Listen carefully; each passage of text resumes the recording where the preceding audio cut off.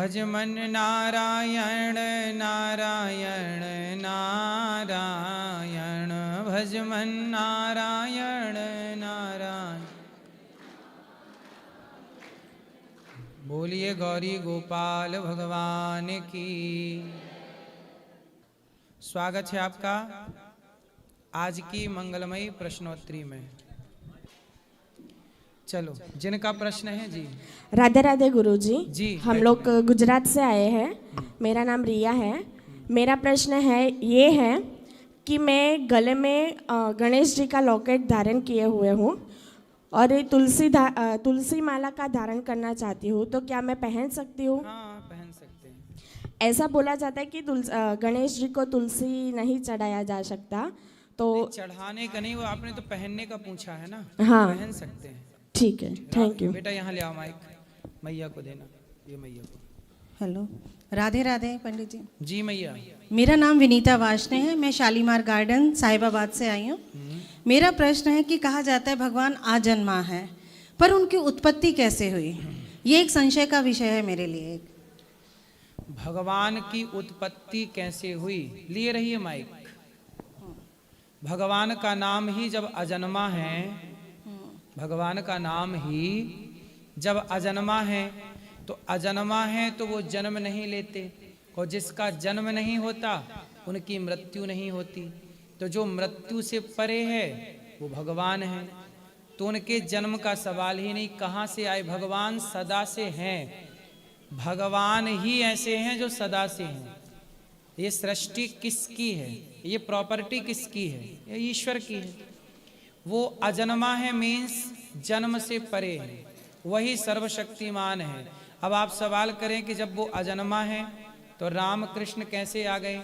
जन्म कैसे लिया? जन्म नहीं लिया। लिखा है भय प्रगट कृपाला दीन दयाला। भगवान जन्म नहीं लेते, राम के रूप में प्रकट होते हैं। बात समझ में आ रही है? जन्म लेना और प्रकट होना दोनों में अंतर है। समझ में आ रही है बात मैया जी? हाँ, क्या समझ में आया बताइए? कि भगवान सदैव से हैं। सदा है, उनकी सत्ता सदा है। हमारी सत्ता, आपकी सत्ता आती जाती रहती है। सबकी सत्ता 100 साल की है। अधिक से अधिक उम्र सबकी कितनी है? 100 साल की। तो हर प्राणी लगभग 100 वर्ष की सत्ता लेके आता है। इसके बाद उसका अस्तित्व मिट्टी हो जाता है। और कोई क्लियर हुआ कि नहीं डाउट? राधे राधे पंडित जी। जी।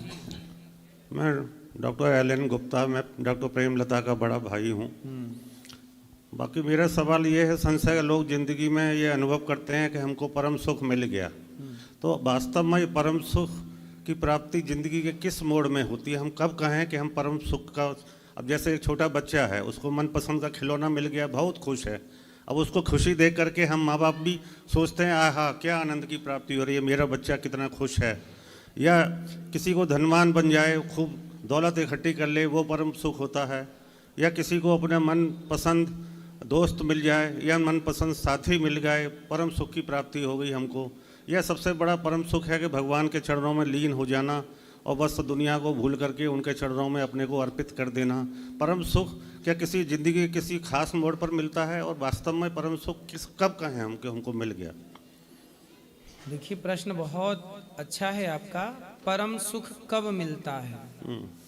लिखा है कि गौधन गजधन बाजधन और रतन धन खान, जब आवे संतोष धन सब धन धूरी समान।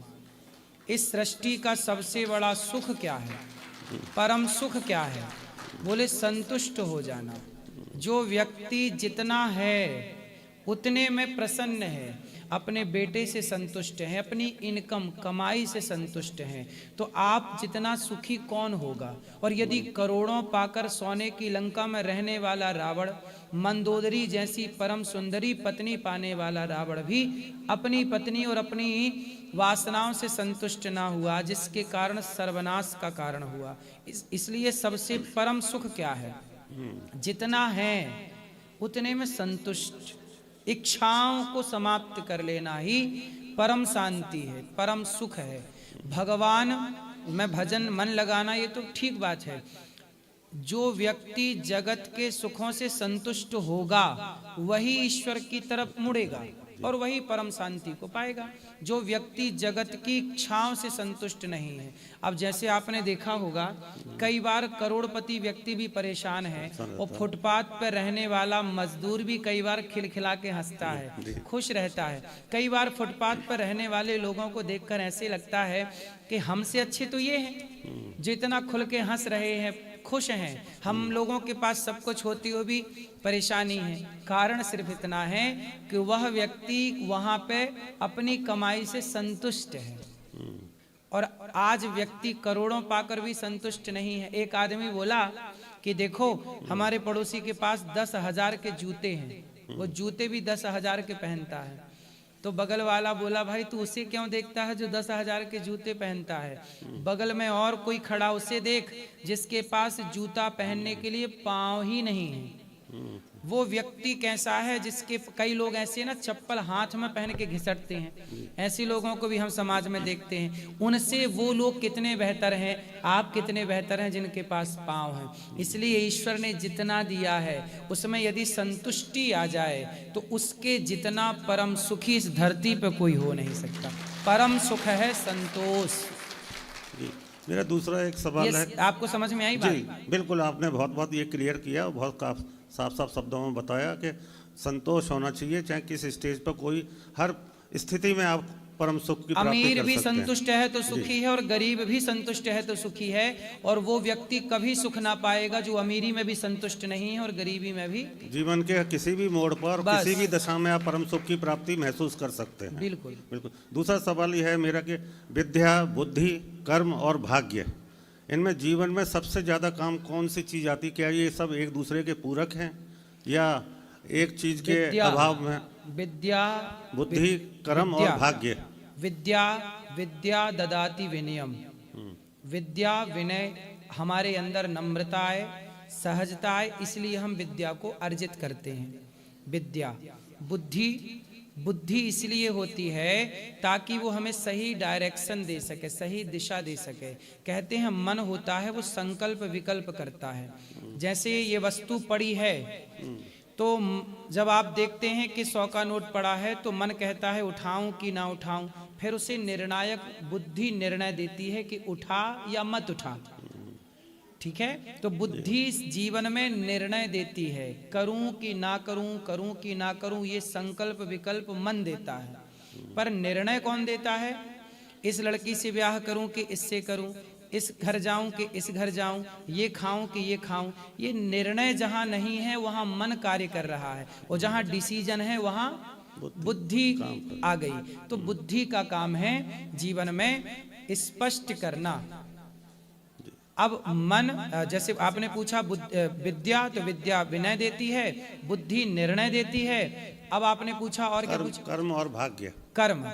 कर्म ही भाग्य का आगे का रूप है। जैसे कर्म 3 प्रकार के होते हैं, संचित, क्रियमाण, प्रारब्ध। कर्म कितने तरह के होते हैं?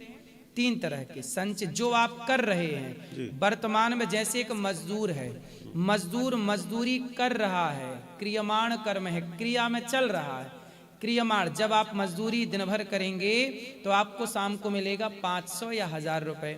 तो क्रिया किया, क्रियमाण कर्म से 500 मिले तो 500 हो गए संचित, ये संचित कर्म हो गया। और यही 500 रुपए से जब आप मिठाई लाते हैं, बच्चों को कपड़े लाते हैं, तो यही है भाग्य। हम जो कर्म करते हैं, हमारा किया अच्छा बुरा कर्म ईश्वर की अदालत में संग्रहित हो जाता है, वहां संग्रह हो गया, उसका एकत्र हो गया। वही कर्म जब जो इकट्ठा हुआ था, वही जब हमें मिलने लगा तो वही मिलने को कहते हैं भाग्य। तो भाग्य मतलब चालू हो गया। जो किया था, दशरथ जी ने जो किया, श्रवण कुमार को मारा, तो श्रवण कुमार को जब मारा तब तो वो कर्म क्रियान्वित था। फिर उनके भाग्य में पाप चढ़ गया, कमा लिया ना पाप, मार के शाप लग गया कि जैसे हमें तुमने तड़पाया है ऐसे तुम भी पुत्र के वियोग में। फिर जब मिलने लगा तो वो भाग्य था कि उनके लोग कहते मेरे भाग्य में दुख है। भाई तुमने कर्म गलत किया तो भाग्य गलत बनेगा। कर्म जो बच्चा एग्जाम में सही लिखेगा तो सही कर्म करेगा तो उसके भाग्य में नंबर भी सही सही आएंगे। अब कर्म ना करे और कहे जी भाग्य में 100 नंबर आ जाएं, तो बिना कर्म के भाग्य में 100 नंबर तो नहीं आ सकते।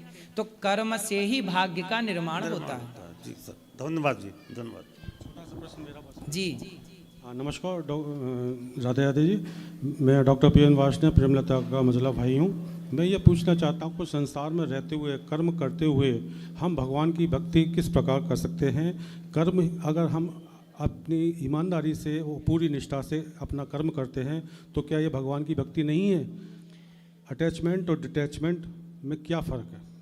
देखिए, ईमानदारी से कर्म करते रहना, परंतु कर्म करते हुए किसे देख रहे हैं? भीम भैया जब जरासंध से युद्ध करने गए, भीम और जरासंध जी का क्या हुआ? भीम भैया का और जरासंध का युद्ध हुआ। 27 दिन तक युद्ध चला। आखिरी में भगवान से भीम भैया बोले कि अब मैं बहुत पिट चुका हूं, अब और ना लड़ा जाएगा, ये जरासंध बहुत मार रहा है, अब मैं भाग रहा हूं। भगवान बोले कल का युद्ध आप मेरे कहने से कर लो और युद्ध करते समय केवल मेरी तरफ देख लेना। अगले 28वें दिन जब युद्ध हुआ तो भगवान की ओर देखा तो भगवान ने तिनका उठाया और तिनकों को 20 से फाड़ कर एक भाग इस तरफ एक भाग इस तरफ फेंक दिया। जरासंध को भी भीम भैया ने 20 से फाड़ा, उसका दायां भाग बाएं तरफ, बायां दाएं तरफ फेंक दिया और वो मारा गया। जब तक ईश्वर की ओर नहीं देखा तब तक लड़ते रहे, जीत प्राप्त नहीं हुई। पर कार्य करते हुए दृष्टि कहाँ रखी? भगवान की ओर। इसलिए जगत का काम करिए, जगत में मन लगाइए, जगत में शरीर से कार्य करिए, परंतु दृष्टि सदा भगवान के चरणों में रखिए। जैसे कमल, अभी पूरा नहीं हुआ आपका उत्तर आंसर। कमल का फूल पानी में है पर पानी की आप बूंद डालिए तो एक भी बूंद अपने ऊपर नहीं रखता कमल, सारी बूंद अपने पत्ती से, पंखुड़ी से गिरा देता है। जैसे कमल का पुष्प पानी में रहकर भी पानी से अलग है या नहीं? हाँ। उसी तरह जगत में रहकर भी जो जगत से अलग है वही ईश्वर को पाएगा। तो जगत में रहकर जगन्नाथ में चित्त को, मन को लगाए रखिए और कहते रहिए कि हे नाथ, मैं आपको कभी भूलूं नहीं, मैं कुछ भी नहीं हूं, ये परिवार मेरा नहीं, व्यापार मेरा नहीं, सब कुछ आपका नाथ, सकल संपदा तुम्हारी। मैं ये क्यों मानूं कि ये मेरा है? सच तो यही है ना कि आपका शरीर भी आपका नहीं है, आपकी आंखें भी एक टाइम बाद आपका साथ छोड़ देंगी, शरीर भी साथ छोड़ने लग जाएगा, बालों का रंग भी साथ छोड़ चुका है, सफेद होने लग गए हैं। ये शरीर एक दिन आपका साथ छोड़ देगा। तो जब शरीर ही अपना नहीं रहा तो हम क्या कहें कि ये हमारा, कि ये हमारा? इसलिए मेरे तो गिरधर गोपाल दूसरो ना कोई, जगत में रहकर जगन्नाथ से संबंध रखना यही मोक्ष का साधन है, यही मोक्ष का रास्ता है। महाराज जी चरणों में दंडवती। महाराज जी में प्रश्न है कि क्या पितृदेव होते हैं? अगर होते हैं तो उनकी सेवा करने के बाद भी वो परेशान क्यों करते हैं? पितृलोक में पितृ देवता होते हैं। जो व्यक्ति मर जाता है, यदि वह पुण्य करके मरेगा तो मोक्ष पालेगा, पाप करके मरेगा तो नरक चला जाएगा। लेकिन कुछ लोग ऐसे होते, जैसे आपने 9वीं या 10वीं का एग्जाम दिया, लेकिन आपके हुआ क्या कि 33 नंबर चाहिए थे पास होने को और आए हैं 31 नंबर, 2 नंबर कम हैं, तो क्या आ जाएगी आपकी? सप्लीमेंट्री आ जाएगी। अब सप्लीमेंट्री आई है आगे तो क्या होगा? अब फिर से एग्जाम देने को मिलेगा। सही है। उसी तरह जो पापी है वो नरक चला जाता है, जो पुण्यात्मा है मोक्ष पा लेता है। लेकिन जो ऐसा है कि पापी तो है थोड़ा, पर थोड़े से पुण्य भी किए हैं, तो फिर वह पितृलोक में वेटिंग करते हैं, वेटिंग रूम है, मतलब वहां जाके वेट करते हैं कि मेरे बच्चे, मेरी पीढ़ी मेरे नाम से कोई पुण्य करेगी तो वह पुण्य मेरा प्लस होके फिर मैं मोक्ष को पाऊंगा। इसलिए वो पितर कहते हैं कि मेरे नाम से गया श्राद्ध कर लो, पिंडदान कर लो, भागवत सुन लो, उस पुण्य से मैं मुक्त हो जाऊंगा। क्योंकि कहते हैं ना कि पिता का कार्य कौन करता है? पुत्र करता है। तेरा ब्राह्मण खवाना 13वीं है, तो उस व्यक्ति के नाम से समाज को भोजन कराना, ये अन्नदान ही तो है, पुण्य है। यह पुण्य उसके जुड़ेगा और प्लस होगा तो उसकी सदगति होगी, वरना वह व्यक्ति परेशान होके परिवार को शाप देने लग जाता है कि हमारे लिए तो कुछ किया नहीं, और वह नरक का गामी हो जाता है, वही पितृदोष लगता है। इसलिए हर पुत्र को अपना पिता का कर्तव्य जरूर करना चाहिए। सनातन का जो नियम है, पिंडदान करना, तर्पण करना, श्राद्ध करना। एक उदाहरण मैं आपको देता हूँ। ताजमहल जिसने बनाया, वैसे तो तेजोमय शिवालय था, पर समाज में हम लोगों ने ये पढ़ा है कि शाहजहां ने ताजमहल बनवाया। क्यों, ये सही बात है? शाहजहां जब ताजमहल बनाए तो शाहजहां का एक बेटा था औरंगजेब, औरंगजेब ही नाम था जी। औरंगजेब ने अपने बाप को जेल में डाल दिया था। आखिरी में शाहजहां को औरंगजेब ने जेल में डाल दिया, और जेल में डालने के बाद उस शाहजहां को थोड़ा सा पानी और थोड़े से चने दिया करता खाने को और पीने को पानी। तो शाहजहां बोलता कि बेटा पेट भर भोजन मत दे, कम से कम पेट भर पानी तो दे। शाहजहां को उसके बेटे ने मरते समय पेट भर पानी भी नहीं दिया। तब शाहजहां ने बोला था कि बेटा तू मेरा बेटा होकर जीते जी बाप को पेट भर पानी ना दिया, तेरे से बेहतर तो वो हिंदू हैं जो मरने के बाद भी अपने बाप को पानी देते हैं, मरने के बाद भी अपने बाप को पानी देते। तो हम सनातनी, आखिरी में शाहजहां को कहना पड़ा कि सनातन श्रेष्ठ है, कि वहां मरे बाप को भी पानी, जिस धर्म में मरे बाप को पानी दिया जाता हो उस धर्म में जीते जी बाप का कितना सम्मान होगा। ये बात स्पष्ट हो गई। तो महाराज जी, अब हमें क्या करना चाहिए उनकी मोक्ष के लिए?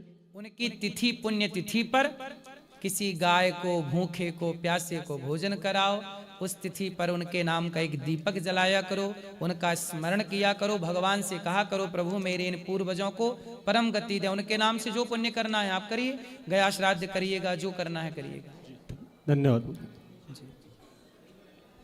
राधे राधे गुरुदेव जी। हाँ जी, आपके श्री चरणों में दास का कोटि कोटि वंदन नमन। खुश रहिए। ओम अखंडानंद बोधाय शिष्य संताप हारिणे सच्चिदानंद रूपाय तस्मै श्री गुरुवे नमः।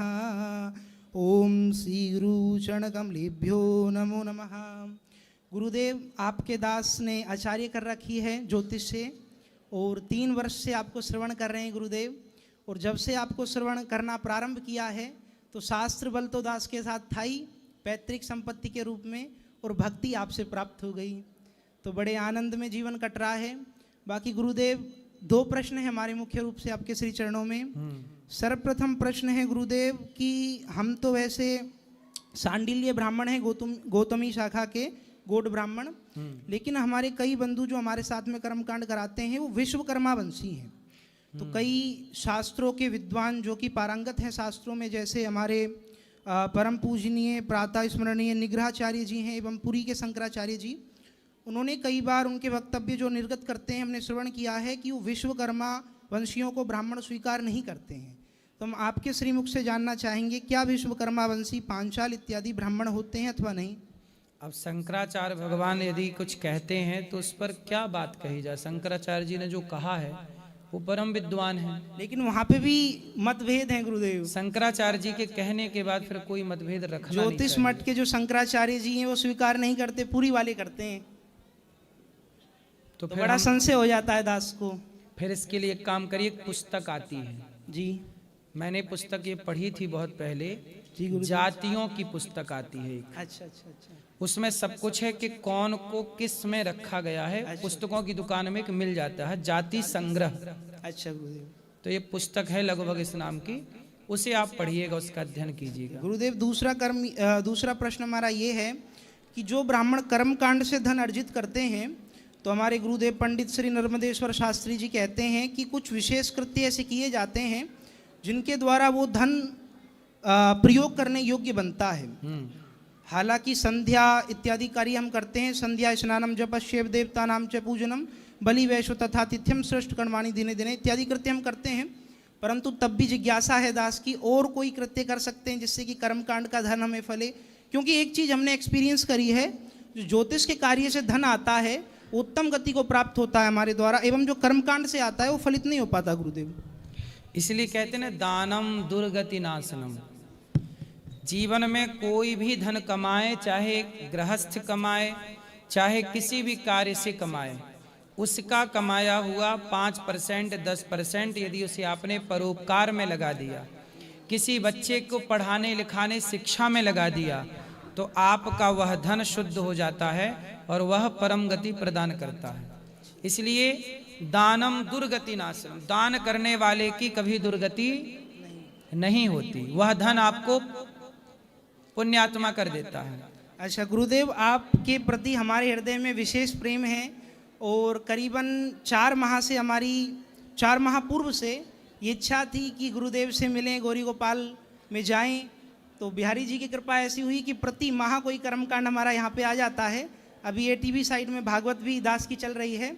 तो गुरुदेव, हमारी इच्छा ये है कि आपके श्री चरणों में कुछ सेवा करने का अवसर हमें मिले, चाहे फिर वो ज्योतिष के माध्यम से, कर्मकांड या किसी भी माध्यम से। ठीक है, जो भी कार्य होगा हम बताएंगे।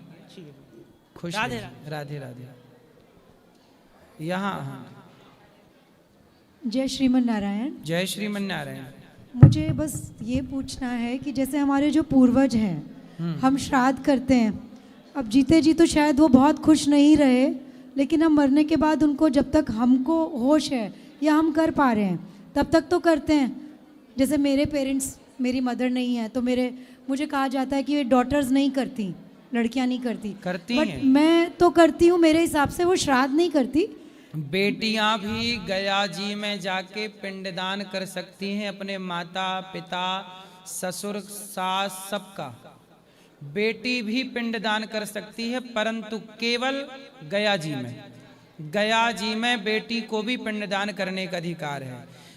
और बाकी घर पर आपका जो बेटा होगा, तो आपका बेटा अपने नाना नानी का सब कुछ कर सकता है। बेटी का बेटा भी पुत्रवत ही होता है। तो जिसके जैसे बेटियां ही बेटियां, किसी बाप की 2 बेटियां हैं या 1 बेटी है, तो बेटी का बेटा ही चिता पे आग लगाता है और वो सारा कर्म करता है। यदि बेटा नहीं है तो फिर दामाद जी करते हैं, क्योंकि दामाद भी पुत्रवत होता है। पर बेटी का बेटा पूर्ण अधिकार होता है नाना का। नाना का पुत्र ही माना जाता है बेटी का बेटा। धन्यवाद। एक और मुझे प्रश्न पूछना है कि कब तक हम श्राद्ध कर सकते हैं? जैसे मुझे ये पता है कि जहाँ भी मेरी मदर गई होंगी, दूसरा जन्म ज़रूर लिया ही होगा, बहुत पुण्य आत्मा थी हमारे लिए। तो इस चीज़ का कब तक उन तक जाता होगा श्राद्ध में, या उनकी तिथि जब भी आपकी दादी नानी माता पिता सास ससुर, इनकी मरने की तिथि याद रखिएगा। बस जब भी महीने में तिथि आए, हर महीने में करो तो ठीक है, भले उनके नाम से एक दिया ही जला दो, एक गाय को मुट्ठी भर चारा खिला दो हर तिथि पर। नहीं तो साल में जो एक विशेष तिथि आए, विशेष मतलब पितृपक्ष में, तो उस तिथि पर जरूर अपने माता पिता जिनकी जो तिथियां हैं उस तिथि पर हर वर्ष करते रहो, सदा करते रहो। एक मुट्ठी चारा ही तो देना है, कोई कर सको तो 2-4 ब्राह्मणों को भोजन करा दो उनके नाम से। बस कोई लाखों का खर्चा नहीं है, हजारों का भी खर्चा नहीं है। धन्यवाद। गुरुजी आपके चरणों में कोटि कोटि प्रणाम। मैंने गुरुजी कल एक रील देखी थी, स्क्रॉल कर रहा था तो आपकी रील आ गई थी। तो उस पर एक देवी थी, वो बोल रही थी क्या नाम है कि मैं बाल नहीं कटवाऊंगी, और अफवाहें फैलाई जा रही हैं कि मैं क्या नाम है FIR होनी चाहिए, ये होना चाहिए, वो होना चाहिए। तो मैंने देखा कि आपका कोई इतना विरोध करते हैं, पूरी दुनिया आपका विरोध करती रहती है, और मैं बहुत करीब से यहाँ की सेवाओं को देखता हूँ कि मैं यहीं पे रहता हूँ, बहुत करीब से मैंने उन सेवाओं को देखा है। तो कोई कुछ बिगाड़ क्यों नहीं पाता? उसका एक रीज़न में आपको पता है, मैं शायरी वायरी पहले भी सुना के गया था, तो मैं शायराना अंदाज में 2 लाइन लिख के लाया हूँ आपके लिए। आप यहीं के हो, ब्रजवासी हो? हाँ, ब्रजवासी तो नहीं हूँ, बट दर्शन करने के लिए आया था 3 साल पहले, तो मैं यहीं रह गया, फिर गया नहीं वापस। ठीक है। तो वो है कि जिस घर में ममता नाम का मोती ना हो, मुसलसल वह घर जलता है। जिस घर में ममता नाम का मोती न हो, मुसलसल वह घर जलता है। उसकी एक बूंद से ये समंदर मचलता है। यकीनन आप ज़िंदगी की कोई भी जंग हार ही नहीं सकते। यकीनन आप ज़िंदगी की कोई भी जंग हार ही नहीं सकते, क्योंकि आपके साथ हर घड़ी सैकड़ों माँ की दुआओं का असर चलता है। वाह, सुंदर, धन्यवाद आपका। बहुत जैसे विरोध करते हैं उसके ऊपर और है कि हम तो जिद्दी हैं, अपनी जिद पे अड़े रहेंगे। हम तो जिद्दी हैं, अपनी जिद पे अड़े रहेंगे। अच्छे बुरे जैसे भी हैं, ब्रज रज में पड़े रहेंगे। वाह। हम तो जिद्दी हैं, अपनी जिद पे अड़े रहेंगे। अच्छे बुरे जैसे भी हैं, ब्रज रज में पड़े रहेंगे। ए जालिमो तुम चाहे जितना भी जोर लगा लो हमें गिराने की खातिर। ए जालिमो तुम चाहे जितना भी जोर लगा लो हमें गिराने की खातिर, मगर एक रोज़ तुम्हारे मोहल्ले, गांव, गली, शहर में हमारे ही नाम के झंडे गड़े रहेंगे। वाह, बहुत बहुत शुक्रिया गुरु। बहुत सुंदर, बहुत शुक्रिया, आपने स्वीकार की। सही कहा आपने। और सही है। बहुत ज़्यादा जो लोग हमारा विरोध करते हैं उन्हीं के, वो भी अपने बेटे को हमारे जैसा ही बनाना चाहते हैं। हाँ बिल्कुल बिल्कुल।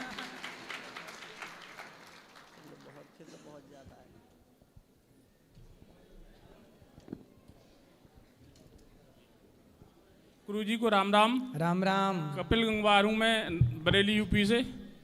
और मेरा सवाल है, मनुष्य जन्म की उत्पत्ति क्यों हुई है? किसकी? मनुष्य जन्म की उत्पत्ति क्यों हुई है? आपने एक गाना सुन लिया होगा कि दुनिया बनाने वाले क्या तेरे मन में समाई, काहे को दुनिया बनाई तूने, काहे को दुनिया बनाई। काहे को दुनिया बनाई हे भगवान? काहे बनाए तूने माटी के पुतले? काहे बनाए भगवान ने दुनिया? दुनिया क्यों बनाई? इंसान क्यों बनाए? हम सब होते ही नहीं तो झंझट ही नहीं होती। यही पूछना है। देखो, इसका सीधा सा उत्तर है कि जब छोटा सा बच्चा, आप कभी बचपन में बैलगाड़ी देखे हो? जी। बैलगाड़ी के पीछे लटके हो? यस। बचपन में? जी। ट्रॉली के पीछे लटके हो? लटके हैं। ट्रैक्टर जा रहा है, ट्रॉली के पीछे लटक गए, थोड़ा दूर तक गए, फिर उतर के वापस आए। जी। ये किया है बचपन में? बिल्कुल किया है। क्यों किया है? वो तो बाल, मतलब जब छोटे थे तो दूसरों को देखते थे, तब करते थे, देख देख। उसमें क्या आता था? आनंद आता था। आनंद। अपने आनंद के लिए किया कि नहीं? जी। जैसे आप ट्रॉली पे पीछे लटक के आगे तक गए, फिर वापस, जब वहीं आना था तो वहां तक क्यों गए? बैलगाड़ी जाती थी हमारे गांव तो हम लोग पीछे लटक जाते थे, फिर आगे तक जाते, फिर लौट के फिर वहीं आते। तो जब वहीं आना था तो लटक के आगे तक क्यों गए? क्योंकि ये अपना आनंद था। जैसे आप ये कपड़े पहनते हो जी। तो डिसाइड करते हो ये वाला अच्छा है कि ये स्वेटर खरीदना है, ये अच्छी नहीं है, ये अच्छी नहीं, ये अच्छा। घर बनाया, घर में कौन सा कलर करें, ये अच्छा है, ये अच्छा नहीं, नहीं ये अच्छा नहीं, ये अच्छा। आपने हर चीज अपनी पसंद की क्यों? अपने आनंद के लिए, अपनी खुशी के लिए। ऐसे ही भगवान ने ये दुनिया बनाई है, अपने आनंद के लिए बनाई है। सब कुछ आनंद के लिए। आप बनाए, हम बनाए, सब बनाए। अच्छाई बुराई, गुलाब, कांटेदार, कांटे कांटे बनाए, गुलाब बनाए, फल बनाए, फूल बनाए, नदी बनाई, सागर, आकाश, पाताल, स्त्री पुरुष, पेड़ पौधे, वनस्पति, सब कुछ बनाया। किसके लिए? आनंद के लिए। भगवान अपने आनंद में रहते, इसलिए भगवान का नाम है आनंद। नंद के आनंद भयो जय कन्हैया। राधे राधे गुरुजी। जी। गुरुजी, हम बिलासपुर छत्तीसगढ़ से आए हैं। हाँ। और गुरुजी, मेरे साथ मेरी माता है, मेरी वाइफ है और मेरी दीदी है। वाइफ है कि पत्नी है? मेरी पत्नी है, धर्म पत्नी है। वाइफ है कि वाइक है? मेरी पत्नी है गुरुजी। पत्नी? आप कह रहे हो पत्नी, पहले तो बाइक वाइक कह रहे थे। नहीं नहीं गुरुजी, मेरी माता जी आपकी सारी प्रोग्राम देखती हैं। हाँ। और हमेशा आपके बारे में सोचती हैं। तो गुरुजी वो हमेशा सोचते रहती हैं कुछ ना कुछ, तो आप उसके बारे में थोड़ा मार्गदर्शन करें कि आप उन्हें और बात कराइए। बिल्कुल गुरुजी। हाँ मैया, ठीक है बेटा, ठीक है आपका? जी। शराब आप तो नहीं पीते? नहीं, मेरे पति बहुत अच्छे हैं गुरुदेव। पति और पुत्र? पुत्र भी बहुत अच्छे हैं, जो आपके समीप आज यहाँ दर्शन होगा इसी के कारण। तो ये बेटा अच्छा है आपका? जी हाँ, बहुत अच्छा। शराब वराब तो नहीं पीते? नहीं गुरु। चलो, क्या करते हैं बेटे आपके? पति बेटे इंजीनियर है। बहुत सुंदर, अच्छा है। अब बताओ मेरे लाग क्या सेवा, क्या प्रश्न बस है? हमारा ध्यान आपकी ओर लगी रहे, बस यही भक्ति मिलती रहे। बस कथा सुनते रहिए, कथाएं सुनते रहिए, नित्य भगवान का स्मरण करिए, सब अच्छा होगा। और मेरे पति बहुत जल्दी गुस्सा हो जाते हैं महाराज जी। किस बस पे? यही, हर चीज के लिए जल्दी से गुस्सा हो जाते हैं। तो जब पति गुस्सा हुआ करें तो उनसे एक बात कहा करो। जी। क्या? आप उनसे कहा करो, मिले हो तुम हमको बड़े नसीबों से। बस इतना कह दिया करो, गुस्सा छू मंतर। जिंदगी बिंदास जीना चाहिए, हंसते मुस्कुराते, टेंशन लेने करें, गुस्सा वाले को भी हंसाओ। गुरुजी हम दैनिक दिनचर्या में इतना बिजी रहते हैं, तो हम ज़्यादा से ज़्यादा आध्यात्म में कैसे जुड़ पाएं, इसके लिए थोड़ा मार्गदर्शक दे दीजिए। आप मन लगा के अपना काम करिए, पैसे कमाइए, पर कार्य करते हुए बस ये याद रखिए कि आपसे कोई गलत कार्य ना हो, और कार्य करते हुए भगवान का स्मरण याद रखिए। बस इतना याद रखिए कि आपको ये जीवन भगवान ने दिया है। आपको कोई एक गिलास पानी पिलाता है ना, तो आप सदा उसका ऋणी रहते हैं उसके, कि भाई आपने हमें मुसीबत में हमें साथ दिया, तो हम आपके क्या हैं? ऋणी हैं। ईश्वर ने तो हमें जिंदगी ही दी है, आंखें दी देखने को, पांव दिए चलने को, तो सदा ईश्वर के क्या रहोगे? सदा अपने को ईश्वर का ऋणी मानना, यही भक्ति। जो व्यक्ति अपने आप को ईश्वर का सदा ऋणी मानता है वही भक्त है। जो ऋणी नहीं मान रहा है, उपकार भूल गया, उपकार भूलने वाले को हमारे यहाँ देसी भाषा में नमक हराम कहते हैं। क्या कहते हैं? हाँ, तो हमें नमक हराम नहीं होना। ईश्वर ने आंखें दी देखने को, पांव दिए चलने को, हर पल धन्यवाद, हर समय कहते रहो, करते हैं कान्हा तेरा हर पल शुक्रिया, वाणी जो दी है उसका भी शुक्रिया, हम तेरा दिया खाएं, तेरा ही गुण गाएं, जीवन दिया जो उसका भी शुक्रिया, करते हैं कान्हा तेरा हर पर शुक्रिया। हर समय ईश्वर का धन्यवाद। Thank you. राधे राधे गुरुजी, आपके चरणों में मेरा कोटि कोटि प्रणाम। मैं अलीगढ़ से हूँ, व्योम सिंह। मेरा प्रश्न यह है कि हमारा मन जो है बहुत चंचल है, इसको एक जगह एकाग्र और एक विषय में कैसे लगाएं? बंदर को देखा है आपने? बंदर चंचल होता है कि शांत होता है? चंचल होता है। कैसा होता है? सबसे चंचल प्राणी है बंदर, है। लेकिन मंदारी का बंदर मंदारी के सारों पे नाचता है कि नहीं? मंदारी का बंदर देखा? देखा है। बंदर नाच, ससुराल जाएगा कैसे जाएगा वो जाके बताता है। पैदल जाएगा? नहीं, गाड़ी से जाऊंगा। जमीन में बैठेगा? नहीं, ऊपर बैठूंगा। अच्छा ये बताओ, ये बंदर मंदारी के सारों पर क्यों नाचता है? आप बताओ। क्योंकि मदारियों से खाने को देता है। खाने को तो आप भी दे दो कोई बंदर को, और फिर नचाओ, कहाँ नाचता है?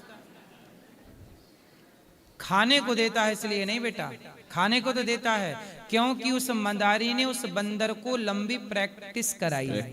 क्या कराई है? प्रैक्टिस। यदि प्रैक्टिस कराने से चंचल बंदर भी मंदारी के सारों पे नाच सकता है, तो प्रैक्टिस करने से आपका मन भी आपके कंट्रोल में हो सकता है। करत करत अभ्यास के जड़मति होत सुजान, रसरी यावत जात है सिल पर पड़त निशान, अभ्यासेन तो कौन्तेय वैराग्येण च गृह्यते। बात समझ में आई छोरा? क्या समझ में आया? चलो बताओ। अभ्यास करना है हमको, मन को धीरे धीरे कथाओं में लगाना है, अच्छे कामों में लगाना है। ना लगे मन तो भी लगाना है, करना है, धीरे धीरे कंट्रोल होगा। आप जीत जाओगे, मन हार जाएगा। धन्यवाद। गुरुर् ब्रह्मा गुरुर्विष्णु गुरुर्देवो महेश्वरा, गुरुर साक्षात पर ब्रह्म तस्मै श्री गुरुवे नमः। राधे राधे गुरुजी। मेरा नाम रजनीश सिंह है और मैं उत्तराखंड से आया हूँ। दरअसल ये प्रश्न मेरा नहीं, मेरे एक दोस्त का है। उसको लगता है कि उसने अभी तक अपनी जितनी भी उम्र जी है उसने बहुत सारे लोगों को हर्ट किया है, और अब उसकी ज़िंदगी में कुछ भी गलत होता है तो उसको लगता है कि उन्हीं सब कारणों की वजह से हो रहा है, तो वो कैसे अपनी ज़िंदगी को मधुर बना सके और इन सब बातों को भूल सके, यही मैं आपसे प्रश्न है मेरा। कौन है आपका फ्रेंड, लड़का है लड़की है? सर लड़का है, वो अभी आज आ नहीं पाया मेरे साथ, उसका शायद अभी श्री जी ने उसको बुलावा नहीं दिया है। कोई बात नहीं, तो जब आप किसी का दिल दुखाएंगे तो आपका भी तो दुखेगा, ये तो हिसाब है। जैसी करनी वैसी भरनी, आज किया कल पाएगा। जैसा किया है पेड़ बोए बबूल का, तो आम कहाँ से आए। कर्म दंड तो भोगना ही पड़ता है, न देना दोष किस्मत को, विपत्ति तो सब पे आती है, फिर आएगी। इसलिए खुश रह के अपना समय गुजारना चाहिए और अब गलती नहीं करना चाहिए, ईश्वर से क्षमा मांगना चाहिए। जब शरणागति भगवान की होती है तो सारे अपराध भगवान क्षमा कर देते हैं। धन्यवाद गुरुजी। गुरुजी राधे राधे जी। यदि शब्दों द्वारा अपने माता पिता का अपमान हो जाए तो कैसे पश्चाताप करें? क्षमा मांगो माँ बाप से और दोबारा वो दोहराओ मत। जी। और एकादशी व्रत कैसे करें गुरुजी, थोड़ा बता दीजिए। एकादशी के दिन आप भगवान का ज्यादा से ज्यादा चिंतन करो और भूख लगे तो फल खा लो, फलाहार फल इत्यादि। द्वादशी को ब्राह्मण को भोजन करा के पारण करना चाहिए। हाँ वैसा भी कर सकते हैं, वरना आप चावल, द्वादशी को चावल जरूर खाना चाहिए, भोग लगा के भगवान को प्रसाद पा सकते हैं। राधे राधे गुरुजी। जी राधे राधे गुरुजी। हाँ जी। मेरा नाम प्रेमलता है, मैं दिल्ली से आई हूँ। जी मैया। कहते हैं जिस महिला के लड़का नहीं होता क्या उसकी जीवन बेकार होता है? ना मैया, कौन बोल रहा है? मीराबाई के कहाँ लड़का था? कहते हैं उसकी मुक्ति नहीं होती। मीराबाई के बेटा था? नहीं था। तो फिर मुक्ति नहीं हुई होगी मीराबाई की। अरे बेटे से मुक्ति नहीं होती, तुम 100 पैदा कर लो, लेकिन बेटे से मुक्ति होती तो बेटे जिनके 10-20 उनकी मुक्ति हो जाती। फिर क्या करना है? एक बेटी है। बेटों से मुक्ति नहीं, अच्छे कर्मों से, भगवान के भजन से मुक्ति होती है, भगवान के प्रेम से मुक्ति होती है। बेटी है एक, उसके 2 बेटे हैं। हाँ तो ठीक तो है, तो बेटे 2 फिर आपके, वो आपकी तो बेटे माने जाएंगे। ठीक है, धन्यवाद। लेकिन आपका मन मैया बेटा बेटी में लगा है, भगवान में काहे नहीं लगाती? भगवान में ही लगाती हूँ मैं। अब लगाना, अब बेटा बेटी मन, तुम्हारी मुक्ति तुम्हारे भजन से होगी। ना बेटा करेगा, ना बेटी करेगी, ना बेटी का बेटा करेगा, ना पड़ोसी करेगा। बात समझ में आई मेरी माँ? धन्यवाद। क्या धन्यवाद, क्या समझा आप मेरी माँ? मैया क्या समझ में आए बताओ? गुरुजी हाँ, बेटी ही कर, बेटा ही, वो मतलब कोई नहीं करेगा, भगवान करेंगे मुक्ति। तो भगवान क्या करोगी आप? भगवान से ही लगाती हूँ और ज्यादा लगाओ। भगवान का नाम जपो, भगवान का चिंतन करो, और हम आपके बेटा हैं ये समझो। आपका दर्शन हो गया, बहुत बहुत धन्यवाद। ठीक है। बेटा बेटी कोई सब शमशान में छोड़ के आ जाते हैं, चाहे बेटी हो बेटा हो, जमाना सब अपना बेटा ही सब लोग शमशान तक के साथी हैं, लेकिन आपका भजन, आपका पुण्य, आपकी भक्ति शमशान के आगे भी आपका साथ देगी। गुरुजी आपका दर्शन हो गया और आपको भी अपना बेटा समझते। हाँ, बेटी बेटी क्या करती हो, बेटी तेरी एक दिन जमाई ले जाएगा। बेटा बेटा क्या करती हो, बेटा तेरा एक दिन पड़ोसी बन जाएगा। मिट्टी का खिलौना मिट्टी में मिल जाएगा। हेलो। हाँ भैया, मैंने जब से जन्म लिया है मैंने जीवन में दुख ही दुख देखे हैं। आपने तो, दुख ही दुख देखे हैं? तो मेरा भगवान की भक्ति में मन ही नहीं लगता है। क्या क्या दुख देखे आपने? मैंने जब से देखो मेरा पति मेरा खत्म हो गया। माइक पास में लो। पति मेरा खत्म हो गया। पति कितने साल बाद खत्म हो गए विवाह के? मतलब मेरी जैसी शादी हुई, शादी के 20 दिन बाद। 20 दिन बाद? मैंने जीवन में अपने दुख ही दुख देखे हैं। बच्चे तो हैं? एक बेटा है, बेटे का भी मैंने कोई सुख नहीं देखा। बेटा कितना बड़ा है? जन औषधि केंद्र के चला रहा है। तो आपकी सेवा नहीं करता? ठीक है। बहू नहीं आई अभी तक। तो बहू अभी, बेटा अकेला बहू नहीं आई, सेवा नहीं करता? सेवा क्या, बस वो गुस्से वाला ज्यादा है। लाए हो उसको? अरे वो बच्चे आ जाएंगे भला हैं? वो एज होगी उसकी 37-38 साल की करीब। ले आती मेरी माँ, समझाता मैं भैया नहीं आएगा, बच्चे नहीं आते हैं। ये तो हमारा भाग को, हमारी एक मित्र है जो ये भागवत करा रही हैं, उन्होंने उनकी ननद को, बहन को बुलाया है, वो हम उनकी मित्र हैं, वो हमें लेके आई हैं अपने साथ। अच्छा। तो हमारे तो भाग कहो कि हम आपके आज दर्शन कर पा रहे हैं। अच्छा मैया ये बताओ, आपके पति चले गए, पुत्र भी अच्छा नहीं है, तो ये आपके दो दुख हो गए, और क्या दुख है तीसरा? मैंने भैया बस जीवन में अपने दुख, अब इससे बढ़ के दुख क्या होगा? सही है, ये सबसे बड़ा दुख है। लेकिन एक बात बताओ, मीराबाई के भी पति की मृत्यु हो गई, लेकिन मीरा ने जगत से संबंध जोड़ा ही नहीं। मैया आप भी क्यों दुख में घूम रही हो? आप भी तब तक दुखी हो जब तक संबंध जगत से है। जगत से संबंध तोड़कर गिरधर से नाता काहे नहीं जोड़ लेती हो मेरी माँ? भगवान से संबंध जिसका जुड़ गया वो दुखी रह सकता है? ये बताओ। भैया मन नहीं लगता है पूजा पाठ में। मन नहीं लगता तो लगाना पड़ेगा ना मेरी माँ, ऐसे ही आपका जीवन पूरा हो जाएगा।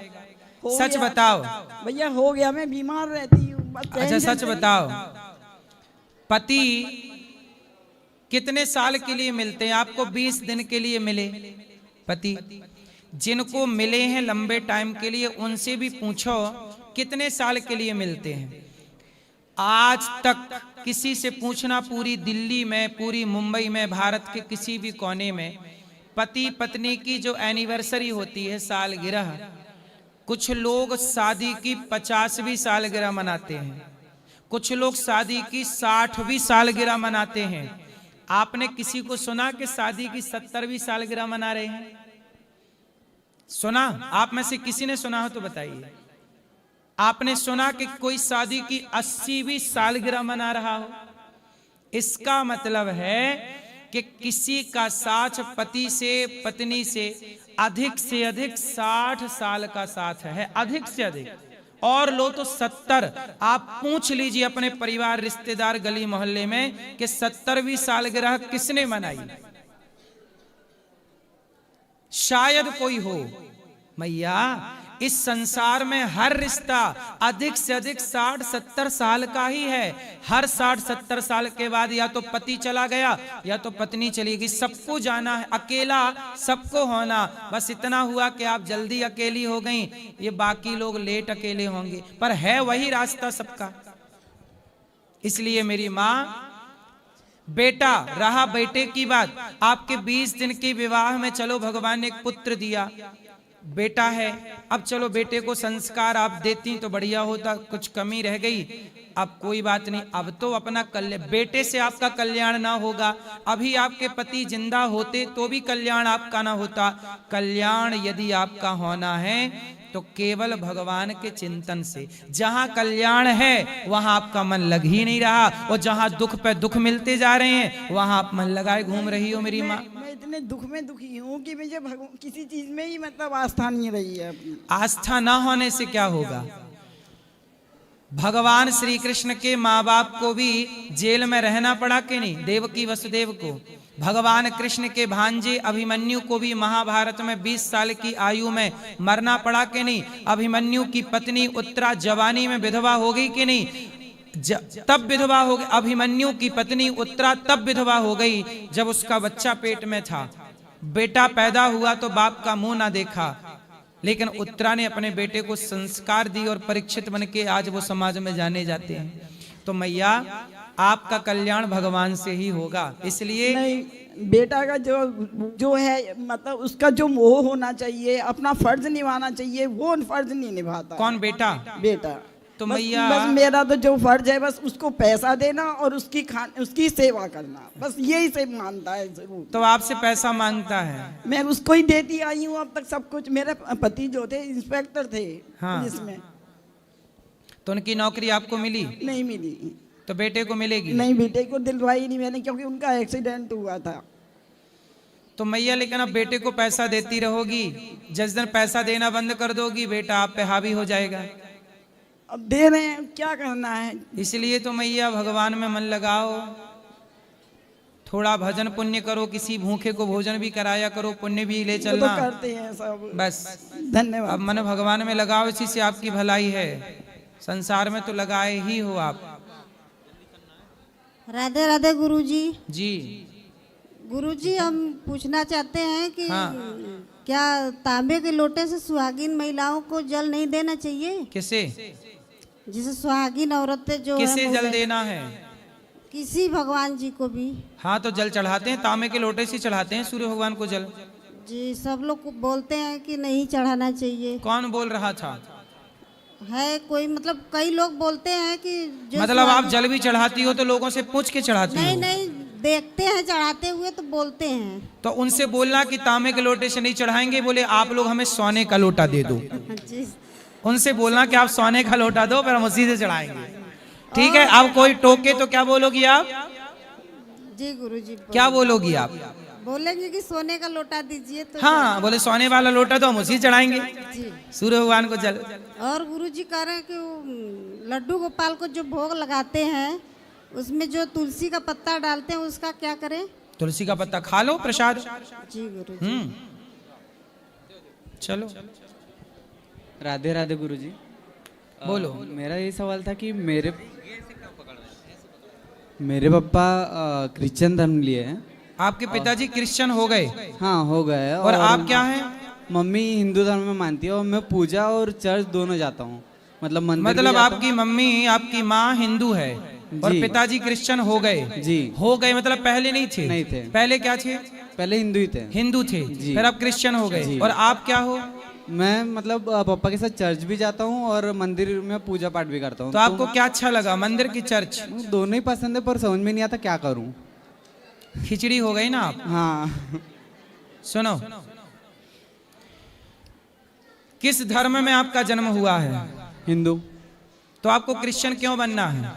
क्यों? पापा ने लिए, पिताजी ने लिए। तो आपके पापा क्यों बन गए क्रिश्चियन? दोस्तों ने बोले थे। कुछ पैसे भी मिलते हैं? नहीं, उनको नहीं मिला। दोस्तों ने बोल दिया तो क्रिश्चियन हो गए। दोस्तों ने बोल दिया तो आप कुछ भी कर लोगे। दोस्तों ने बोल दिया कि अपने बेटे को छोड़ के इसको मान लो तो मान लेंगे। कल को आपको बोल दिया जाए कि दोस्तों ने बोल दें कि अपने बाप को छोड़ दो, अपनी माँ को छोड़ दो, इससे माँ बाप मान लो, मान लोगे? किसी के कहने से जब आप अपने माँ बाप नहीं छोड़ सकते तो अपना धर्म किसी के कहने से क्यों छोड़ रहे हो भाई? हमारे देश में शिवाजी का नाम सुना है? हाँ। शिवाजी के बेटे का नाम है छावा। क्या नाम है? छावा। छावा। उनके शरीर को मुगलों ने बंदी बना के नोच लिया, नाखून निकाल लिए, उंगली काट दी, चमड़ी उधेड़ दी और कहा कि तुम धर्म छोड़ दो, हम तुम्हें नहीं मारेंगे। उन्होंने कहा कि मार डालो, स्वधर्मे निधनम श्रेयः पर धर्मो भयावह, मर जाएंगे पर अपना धर्म नहीं छोड़ेंगे।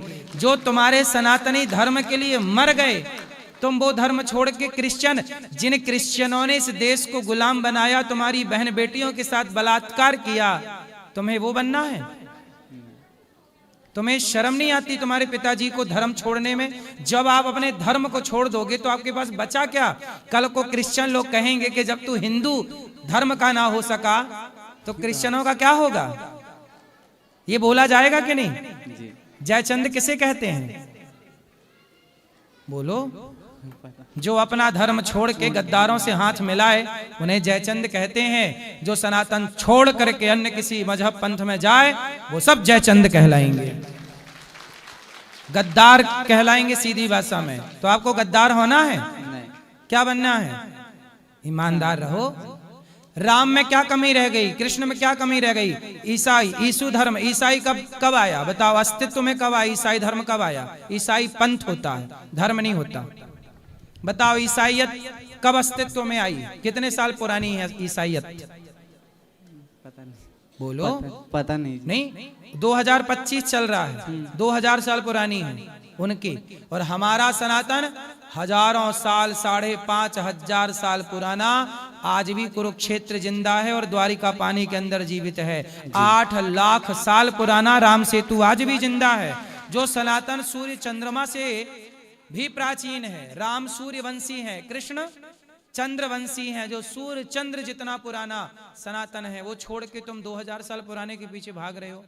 कल को तुम्हें कोई और मिल जाए, तुम अपनी माँ को छोड़ दोगे? नहीं। फिर यही तो है, अपने धर्म को छोड़ दिया मतलब माँ को छोड़ दिया, फिर तुम्हारा धर्म ईमान क्या रहा? कल कोई 2000 रुपया देगा, चलो भैया ये छोड़ के आ जाओ, तुम चले जाओगे। अरे मर गए हमारे यहाँ। उनका गुरु गोविंद सिंह जी का नाम सुना है? गुरु गोविंद सिंह जी का नाम सुना है? गुरु गोविंद सिंह जी के 2 बेटे, 4 बेटे थे वैसे तो, 2 शहीद हो गए। 2 बेटों को मुगलों ने दीवार में चुनवा दिया, मतलब खड़ा करके, और ईंट की दीवार आगे पीछे खड़ी कर दी और दीवार के भीतर चुनवा दिया गया। उस समय उनकी उम्र 5, 7, 8 वर्ष की थी। छोटे छोटे बच्चों को तलवार गर्दन में रख के मुगलों ने कहा कि बच्चे धर्म छोड़ दो। उन्होंने कहा मार डालो, दीवार चुनवा दो, धर्म नहीं छोड़ेंगे। 7 साल का बच्चा दीवार नहीं छोड़ता, तुम्हारा बाप धर्म छोड़ के बैठ गया? 7 साल का बच्चा धर्म नहीं छोड़ा वो, और तुम्हारा बाप बताओ धर्म छोड़ के बैठ गया। ये सनातन की रक्षा करोगे? इससे होगी राष्ट्र की रक्षा?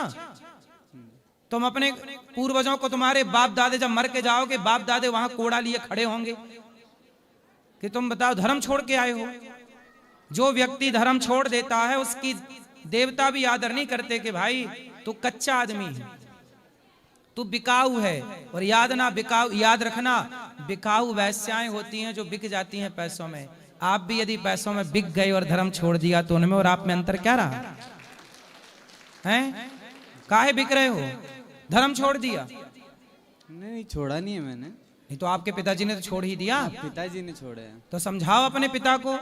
जी। भटक गए हैं आपके पिताजी, आप बताओ भटक गए कि नहीं? हाँ, भटके। भटक गए, कौन सुधारेगा? हम सुधारेंगे। आप सुधारेंगे? सुधार के मेरे पास लाना। जी। लाओगे? जी। पक्का? हाँ। खाओ माँ कसम। हाँ, माँ कसम।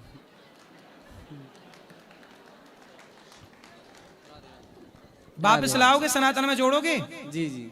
माँ कसम खा के बोलो कि वापस लाऊंगा। माँ कसम वापस लाऊंगा। और आप पिताजी ही नहीं, आपके जान परिचित में जितने लोग गए हैं सबको वापसी कराओ। अरे सनातन से श्रेष्ठ कोई हो सकता है? नहीं। तुम आप ये बताओ कि आपके बाप दादे सब सनातन में ही थे। आपके पिताजी का नाम क्या है? मुनिराजन। मुनि राजन। और आपका नाम? आशीष। आपके दादाजी का नाम? कन्नन। जी। कन्नन पिल्लई। कन्नन। और आपकी दादी का नाम? मीनाक्षी। देखो सारे नाम सनातन के हैं कि नहीं? जी। आपके पूर्वजों में किसी का नाम राम भी रहा होगा, कृष्ण भी रहा होगा कि नहीं? जी। जब तुम्हारे पूर्वज सारी जिंदगी राम कृष्ण का गुणगान गाए हैं, राम कृष्ण के आश्रित, भगवान के आश्रित सनातन की शरण में रहे हैं, अब तुम इतने पढ़ लिख गए कि धर्म ही छोड़ दिए? नहीं, हमने नहीं छोड़ा। उनका धर्म अपना लिया जिनने इस देश को गुलाम बनाया और बहन बेटियों के साथ अंग्रेजों ने बलात्कार किया था कि नहीं? उत्तर दो। अंग्रेजों ने भारत को लूटा कि नहीं? जी। उत्तर दो। हाँ। लुटेरे हैं कि नहीं? हाँ। तो अब बहन बेटियों के साथ बलात्कार किया था कि नहीं? किए। फिर जो उन्होंने तुम्हारी बहन बेटियों के साथ बलात्कार किया, तुम्हारे देश को लूटा, तुम उनके पास चले गए, उनके धर्म में अपना श्रेष्ठ धर्म छोड़ करके चले गए। इससे बड़ा दुर्भाग्य क्या होगा? वो तो लुटेरे हैं। इस देश को तब भी लूटा, आप भी आज भी लूट रहे हैं आप जैसे लोगों को बरगला के। क्या रामकृष्ण में ताकत कम हो गई है? नहीं। फिर कौन समझाएगा ये अपने पिताजी को? मैं समझाऊंगा। और समाज को कौन समझाएगा? मैं समझाऊंगा। समझाओगे? जी। खाओ माँ कसम। माँ कसम। ठीक है। बोलो। हेलो। हाँ। राधे श्याम गुरुदेव। गुरुदेव मेरा दोस्त है, वो मदिरा पान बहुत करता है। कहाँ आए हैं? नहीं गुरुदेव, नहीं आया अभी, मैं वृंदावन आया अब हूँ। उनको लाते तो हम उनको समझाते हैं। आप कुछ टिप्पणी शराब दीजिए। पीना गलत है दोस्त। क्या नाम है आपके दोस्त का? पंकज भाई, शराब ना पियो, बड़ा नुकसान होता है शराब गुरुदेव पीने। उसको अगर कोई गरीब है कुछ भी है उसको खिलाना पिलाना बहुत अच्छा लगता है कि नहीं यार इसको दे दे, थोड़ा खिला दे। नहीं। बाकी वो शराब छोड़ नहीं पा रहा है। अगर मैं आया हूँ ना तो भगवान के प्रति भी बोलता है, बोले क्या करेगा वहाँ जाके। मतलब मैं तो फिर भी इधर साइड में मैंने कि मैं भगवान के पास जा रहा हूँ, तू चल या मत चल। बोलता है बोले तू तो बेकार ही है, बोले क्यों जा रहा है। मतलब ठीक है, लाना हम समझाएंगे। चलो अब जिनको मिलना है ऊपर मंदिर में चलते हैं, कल फिर प्रश्नोत्तरी में मिलते हैं। जिनको मिलना है